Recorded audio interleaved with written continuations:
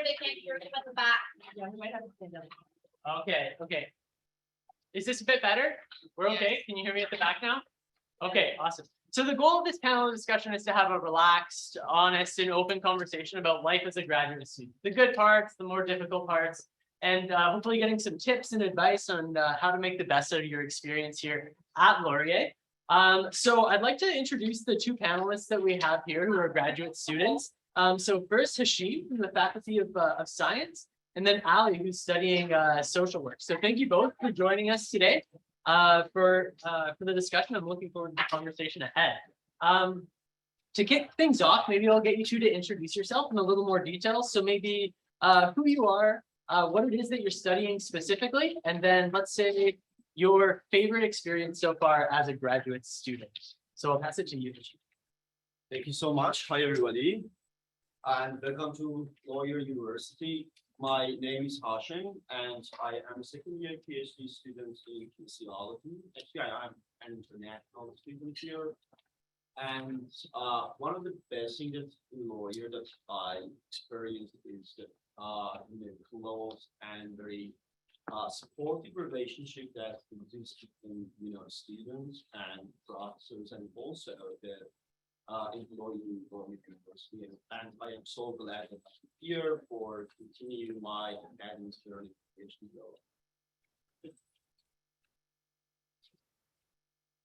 I'm going to stand up because I have a little bit harder time projecting. Hi, everyone. My name's Ali. I'm doing my PhD in social work here on the Kitchener campus. So I'm not often here on the Waterloo campus. So it's wonderful to see all of you and see the energy that's on the campus today. I'm sure you're very excited for the upcoming term and to do the rest of your studies and just to get to meet people and be on campus all day today. I'm in my third year of my PhD study. I look at how community-based interventions, that's justice interventions, can help vulnerable populations and marginalized populations. And I would say my favorite experience on campus so far has just been in being involved with the graduate student organization and getting to meet a lot of my peers, colleagues, other faculty members, and just really being involved in seeing some of the wonderful work and research that's being done here at this school. Thank you both. And I will say Ali was the previous president and CEO of the Graduate Student Association, and I was tasked with filling her shoes, which was a very difficult thing to do. Nothing's burned down yet, Ali, but we do miss you dearly. You're very nice. Okay, so the first question that I have for you two, and I'll elaborate on it a bit as well myself in answering it. But I think a really important component of the graduate student experience is like transitions between your undergraduate degree and your master's, or a professional program, or from your master's to a PhD. So, so a question for you two: how did you successfully navigate the transition between levels of studies?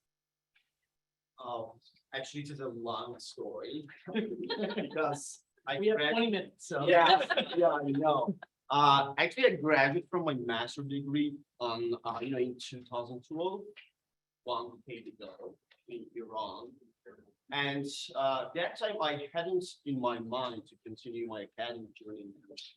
But after a few years working as a mental coach in national and professional soccer clubs in my country, and also working as a experimental behavior, I realized that I need really to improve my experience and skills. In my academic area, I need kinesiology, and I made this decision that I have to go and study my PhD level route. And so, as I mentioned, it was really, really a very hard journey for me. And because there was a lot of obstacles, but being positive and also trying hard, making goal and plan for your journey, helped me to come here to continue my PhD here. But as I mentioned earlier, this is really, really a long story. But I hope that I answered your question. yeah, absolutely. Thank you.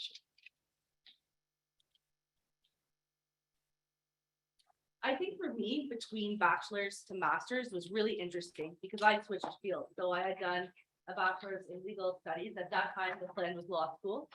Decided to switch into social work. It was a much better fit for me.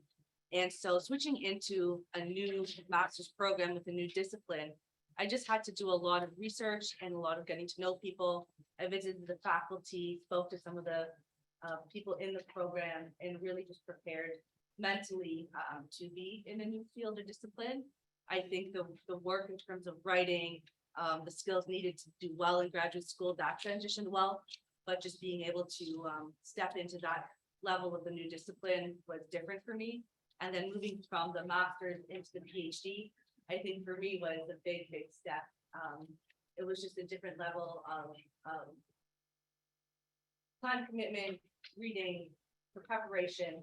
So I think for me, my time management skills really took a big leap in that first year, because that was something that that level of commitment and that level of time to prepare and really get growth in the material and understanding what the different nuances were of my field was really the biggest step for me.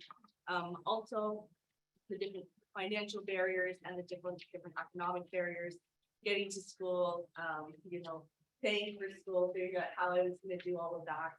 So a lot of it was requiring a lot of juggling, a lot of support from family and friends. And so I'm happy that I made it through, but that transition, I think for me, just because it was a longer program, it was I really took on the mindset of it's a marathon. So really prepare yourself like physically and mentally for that too. Perfect. Thank you both. So I just was noted that our online folks joining us are having a bit of a difficult time hearing. So let's just all stand up when we are answering questions. You just be right below the mic. But for me personally, the hardest transition that I went through through graduate studies was from the undergraduate degree to the master's degree. And I think it was ultimately a result of me not having any balance in my life. I was a very dedicated student coming into my master's and very singularly focused. I was very studious and I didn't have a 9 to 5 Monday to Friday schedule. Things bled over onto the weekends and it really consumed a lot of my life in the first weeks and first few months. And then ultimately I burned out and I realized that what I was doing wasn't sustainable and I needed to change how I was approaching things. So I learned that I had to start respecting my time on weekends and getting back involved into things that I like outside of graduate studies. It can be a really demanding thing being a graduate student, but you need to respect the fact that you have other interests, you have other priorities. And I actually found when I set those boundaries and created that space for myself to do other things, I was actually more confident in the classroom because I was a little more chill, less high strung. It really helped me out in a lot of ways, both in my personal life and as a student. So I would recommend it. So for the next question, and I think building a little bit off of this past one, graduate studies can be really hard. I don't think that's a surprise for anyone here, including our panelists. So my question for you two is, what is the biggest challenge you have faced as a graduate student and how did you overcome it? I understand. So as I mentioned, as an international student, from first day of my arrival in Canada, I faced with a lot of challenges like the weather in Waterloo, but not much because the city that I came from is, the weather is the same almost. But being in a new country and, new culture and different educational system, and also COVID-19, because I came here just in the middle of the COVID-19, 2021, January 2021. But none of this was the biggest challenge that I faced with in my academic life here. My biggest challenge, maybe it will be a little bit strange, but it was a course called stats. It was really, a giant for me. Not here. Also in my master's degree, I got 12 from 20 grading system, and that was all. And the hardest part was that in the first day of my arrival here in Canada, I had to attend a stat course in English language. That was not my mother tongue. Very, very hard. And believe me, in the first session, I understood nothing. But that time, my brain started to throw some negative thoughts to me. You cannot do that. you cannot pass this course and you are going to disappoint your supervisors who trust you. I had two situations. I had two options for this situation. The first one, think this situation as threat and accept failure, return home, with arms longer than food. This is a phrase we use in Persian and Turkish for people who go somewhere and fail and return home. But the second option was think this situation as an opportunity, try hard, make a plan, and finally succeed. Because I believe that if I pass this course, I can finish my PhD with success. And I made that. I made the plan for myself. I had to get B+ in this course. So I put more energy and time on it, nearly 6 or 7 hours a day. And also, besides, all of the sources that instructor provided, I tried to study external sources, and also I watched a lot of videos, educational videos related to stats on YouTube, and I tried to be positive and stay positive, and finally made that. I couldn't reach B+, but I got A in that course. And it showed me that, yeah, I can do that. And the little message that I want to share with you with this short story is that all the time be positive and try hard. You can overcome on your fears. Thank you.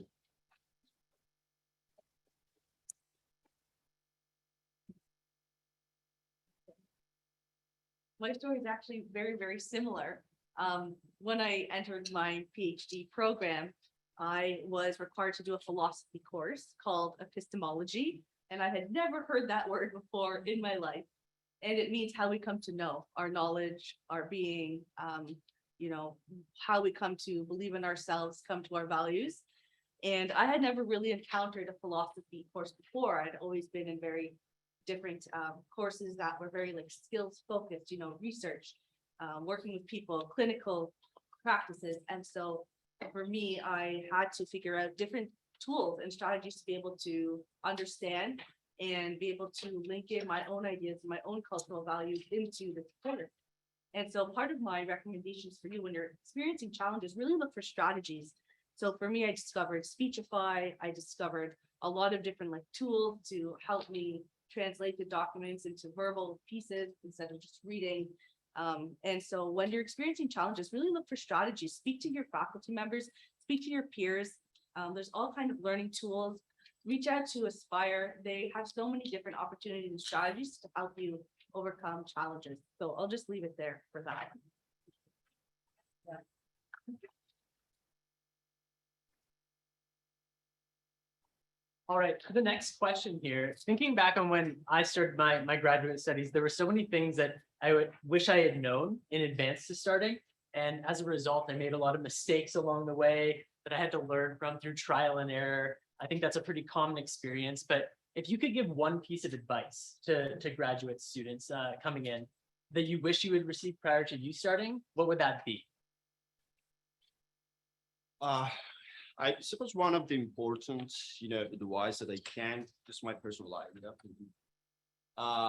it will selecting your research of area and your thesis topic very carefully, because as a grad student, actually you are a young researcher, and making this decision carefully will help you to enjoy in your journey as a grad student and in the future as a researcher or as a professor in the university. So it is so important to select your research area very carefully based on your interest, based on the need of the society, and based on your motivation.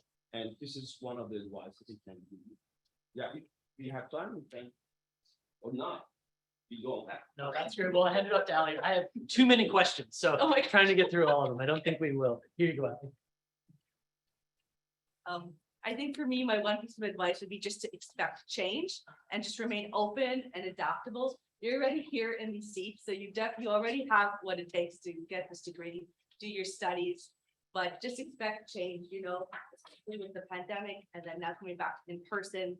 And then also just in your own studies with supervisors, and different pieces, even your research topics that you may be doing, expect to learn and grow and evolve. And so that's what I would say, just to expect change and to also embrace it. If I was going to give one piece of advice, I would probably be repeating what Brent offered as for advice at the beginning. I'm going to do it anyways, Brent, but it was really good. I think you talked about patience. For me, I think really focusing on the process and the moment of being a graduate student. I think we're all very driven people.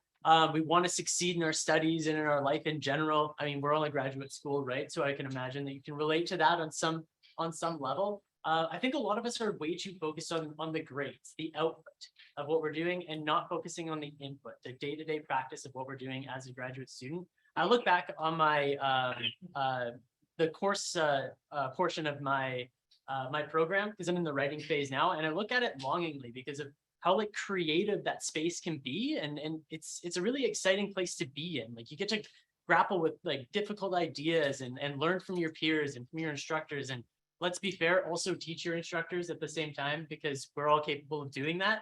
So I would just say, if I could give one piece of advice, is enjoy the process. Don't wait for the end goal and to get that degree and move on. Like really, really embrace the moment as a student, because it really can be a fantastic experience if you don't lose sight of those like day-to-day activities. Okay, so for the last question here, how have your co-curricular experiences impacted your overall experience as a graduate student?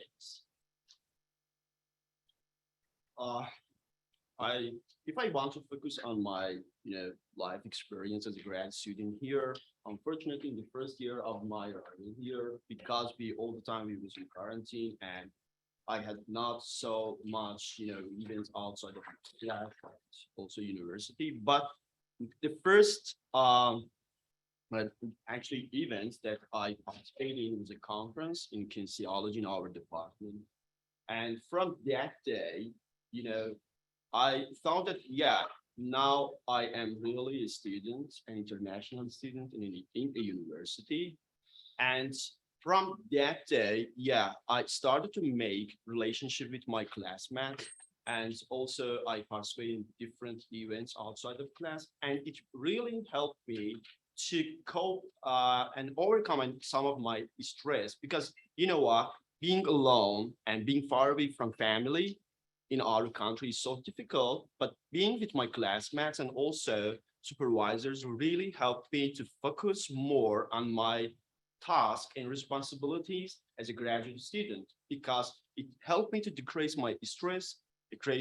Helped me to decrease the pressure that I had mentally on myself. And that's all. Thank you. Thank you so much.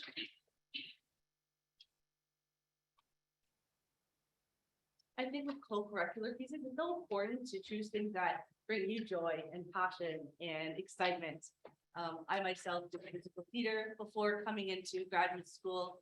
I also did sports and really enjoyed just seeing the thriving communities here on campus. I think building community, building those relationships will be so important. To me, I think co-curricular involvement actually helped me survive graduate school, because it was just a very isolating experience, doing your research, doing your coursework, being in class.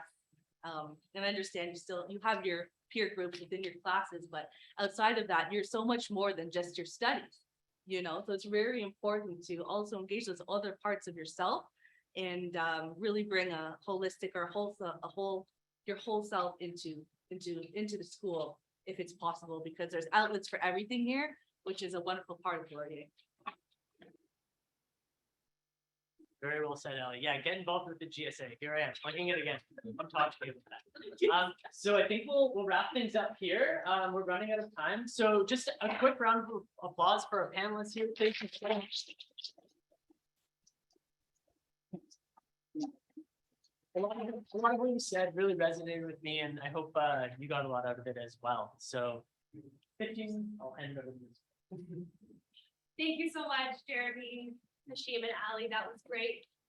Everyone else, as you can see, our schedule has kind of just been thrown out and we're going with it. So we're actually going to jump right into our keynote. In the next 5 minutes, we're just gonna put up our PowerPoint, so if you do need to take again a quick washroom break, bathroom break will commence in 5 minutes. Thank you.